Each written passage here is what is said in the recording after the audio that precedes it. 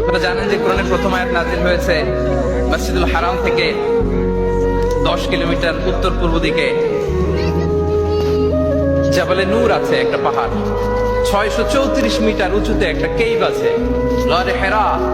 ওই হেরা গুহায় শুরু হলো কোরআনের এই নাজিল হওয়ার প্রক্রিয়া।